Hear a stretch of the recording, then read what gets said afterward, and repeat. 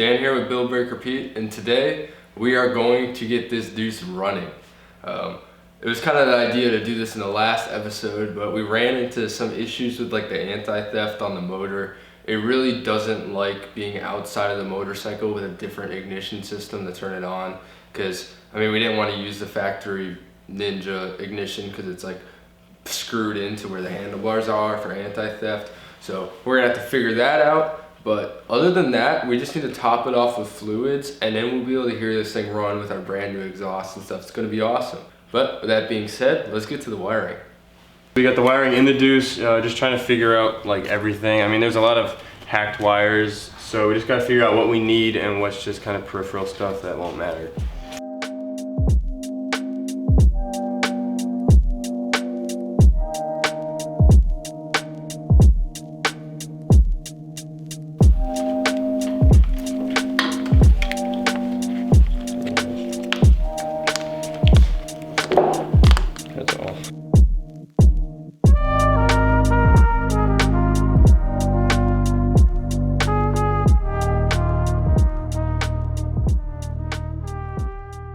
So if you're up to date on the build, I'm sure you remember that we actually did make a nice battery box for this thing at the front of the footwell, but because we were just testing everything, we just zip tied our Go Power Sports battery right here, and we're gonna hook everything up, and then we can start looking at our ignition system.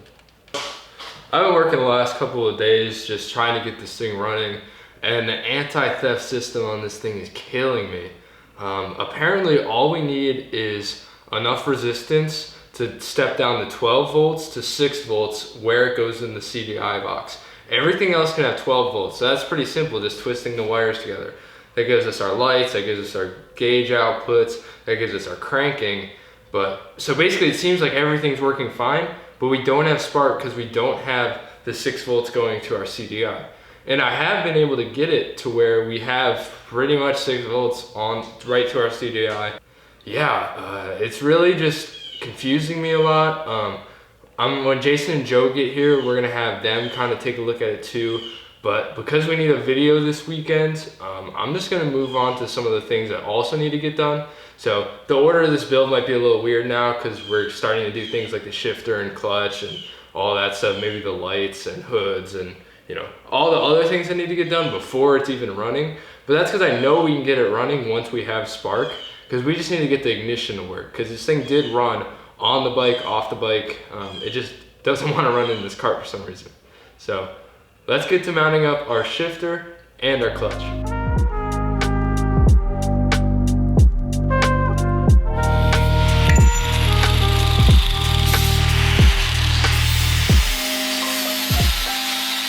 Okay, so I got the shifter in, I also put the seat back in, but this is kind of my idea. So we're gonna be hands on the wheel right here, and then this is just gonna be here, going like that, up and down, should be easy. And then I'm also gonna put the clutch lever on the shifter itself, just because we don't have the real estate to have a clutch foot pedal, and it's kind of a different driving feel. This is more of like a crawler as opposed to a racer. Like on the rotary, I really liked having the clutch foot pedal because it felt more like a car.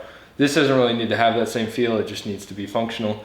So that's why we're going with the hand lever shifter and hand clutch. So what I'm thinking is we're actually going to mount it a little bit lower so that, you know, it's going to be more like a regular car height shifter, not something crazy up here. Clutch is feeling OEM fresh. See it kind of just in, out, easy money. I think it's at a good height too. Driving, shifting, able to go boom, here, clutch in, shift, out. But it feels just like the regular motorcycle. I actually use a universal clutch cable. And it's kind of, I think it's just gonna have to dangle here because it's like kind of just perfectly the right length, but yeah, it's gonna work pretty good. Okay, we don't know what's wrong with this thing. We could also use some more parts. So we're gonna go and buy another 250, just a complete new bike. So join us on our adventure. Let's go buy a new bike. All right guys, we're finna drive an hour to go pick up 2 Ninja 250s for $200. So we're doing it. Hopefully we need a working CDI and a working ignition switch. Both these bikes are complete hoopties, but we're hoping that if we have 3 different CDIs, one of them should at least work. So let's go get some more stuff. All right, we're here to pick up the Ninjas, and we met Billy here, who's actually a subscriber, so that's awesome. Small world. We're gonna try to start this thing up.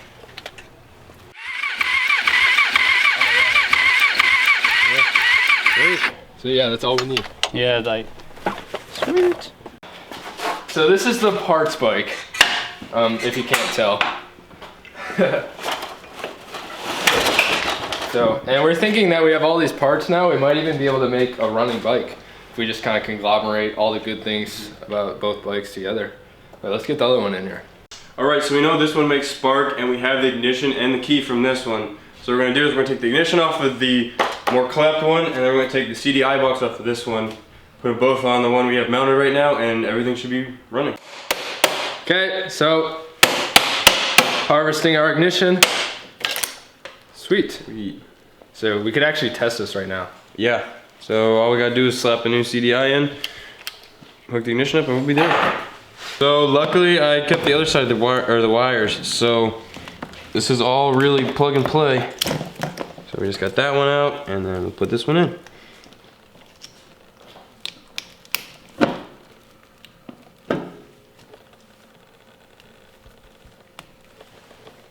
So when we turn this on, it shows our temperature sensor's working. I honestly didn't check before, but it's a good sign.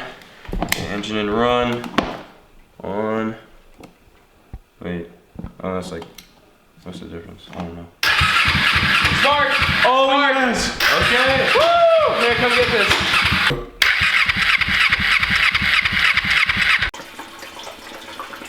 Turn this one off. Go.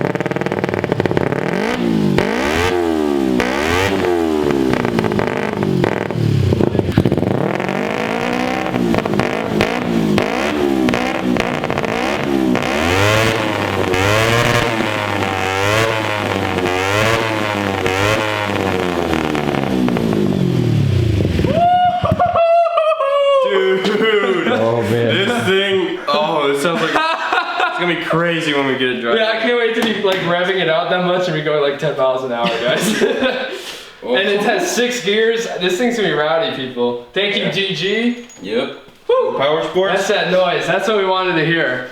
That made going to wherever we did in Texas and buying 2 extra bikes just tonight to hear this thing run. It made it all worth it. So that's cool stuff. Well, I have to admit, I didn't think we'd get this thing running today, but here we are. I also didn't think we'd buy 2 more Ninja frames either, but we did that as well. So this video is kind of all over the place. At one point I was literally like, this engine's not gonna run in this video. So then I did things like the clutch and started working on the shifter. I'll probably include that in this one just cause for continuity's sake. But basically we got this thing running. We did all the wiring. We filled it up with gas. We ran the fuel lines and it sounds amazing, guys. It revs up so well. It sounds beautiful with the DG pipe. So yeah, we're really happy with how it's turning out. As always, thank you Go Power Sports, thank you DG, things like the tires, a lot of the axle parts, steering components are all from Go Power Sports.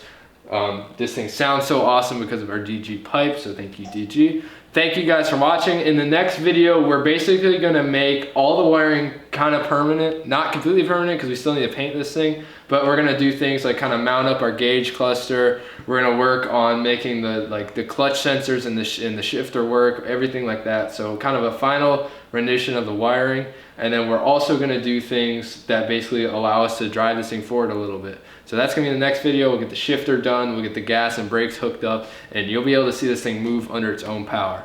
And then once we're done with that, we're so close. Then it's just only cosmetic stuff. So thank you guys for watching. See you next time.